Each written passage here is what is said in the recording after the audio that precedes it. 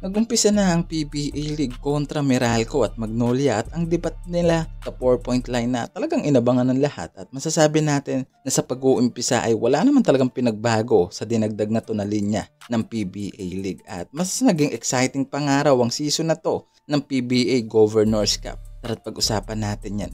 History para kay Chris Banquero na makuha ang kauna-unahang 4-point shot sa liga na to ng PBA. Siya ang unang player na buminyag sa 4-point line at para sa akin maganda naman talaga ang naging outcome ng 4-point line na to. Ika nga ni Commissioner Willie Marshall na linya lang naman yan at nasa player pa rin kung gagamitin nga nila ang linya na to ng 4. At wala naman talagang pinagbago gaano ang naging outcome dito ng PBA sa pagbubukas ng Governors Cup. At di natin alam, di ba? Lalo't nag-uumpisa pa lang ang season na to at marami pang pwedeng mangyari. Pero para sa akin medyo tumaas ang depensa pagdating sa outside. Depensa talaga ang napansin natin dyan na medyo tumaas ang depensa ng mga guards pagdating sa mga outside shootings. At una pa lang yan talaga ang nakikitang pagbabago natin dyan ang depensa na to. Pagdating sa Magnolia at Meralco nakita natin ang pagbabago ng depensa nito pagdating sa outside. Isipin mo kung di nila bibigyan ng magandang challenge defense sa 3 points pa lang ang opponent nila, Magnolia man o Meralco,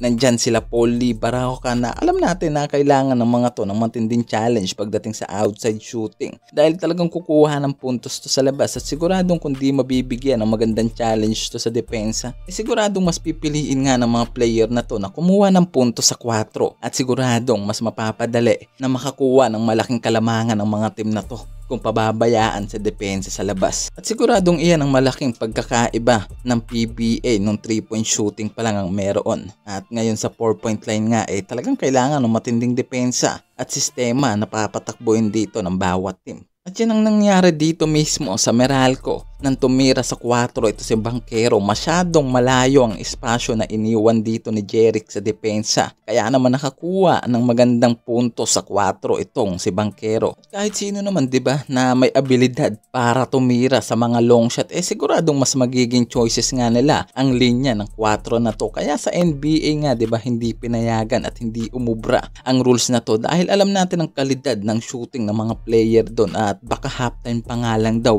umabot na sa mahigit na 50 points ang scoring dito sa NBA sa halftime pa lang. Sa kabilang banda sa Meralco na may 47 points sa halftime score nila at Magnolia na may 39 sa halftime score at sa final score na 99-94 at nakuha nga dito ng Meralco ang first win nila sa conference na to. At katulad nga ng sinabi ng marami na pagdating sa scoring mas lalaki nga raw dahil sa 4-point shot na to. At nakita natin ngayon ang magandang outcome ng rules na to ng PBA at di pa nga gaanong nagamit, di ba? Alam naman natin na hindi gaanong nagamit ang 4-point line na to ngayon. Paano pa kaya sa mga susunod pa na laban na siguradong isa sa mga gagamitin ng team na yan pagdating sa mga crucial game itong 4-point line at pagtaas lalo ng kalidad ng mga player na ito pagdating sa outside shooting dahil talagang ititraining ito para kumuha ng 4 puntos. At ngayon nga nakita na natin ang magandang outcome ng rules na to ng PBA at halos wala naman talagang araw pinagbago